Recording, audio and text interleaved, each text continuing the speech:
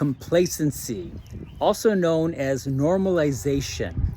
So to me, this is one of the biggest issues that I think most of us have. Now, this is kind of how I relate it to.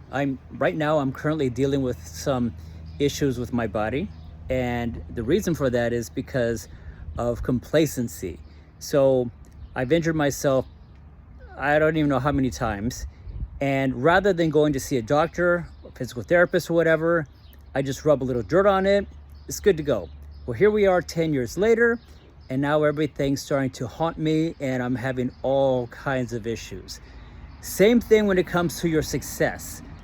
You might think, well, I'm okay where I'm at, or I'm doing good, or I'm making pretty good money, or I'm very reliable here, and this is it's safe.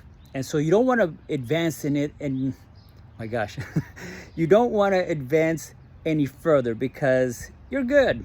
You're good where you're at. 10 years later, you might think, what am I doing? I don't know where I'm headed. I don't know that I like my life anymore. This job means nothing to me. And now I feel like I'm in a kind of a crisis state right now, because you might think to yourself, I've got to do something different. I'm no longer being fulfilled. I don't find any enjoyment. And this is where I come in.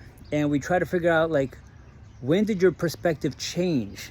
Why did you settle for where you're at now? When did you start to become complacent? So I challenge you to look at your life.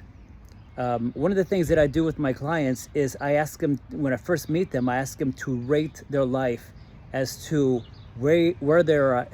Oh my gosh, where they are at. So in most cases, people say that their life is like a 5 or 6. And then I ask them, what would it be like if it was a 7? And then what would it be like if it was a 9? And then tell me what you would think if the most ideal kind of life you could ever have at a 10. So I digress. Complacency. So rate your life, ask yourself, are you fulfilled? And if so, or I should say, if not, then what do you want to do about it?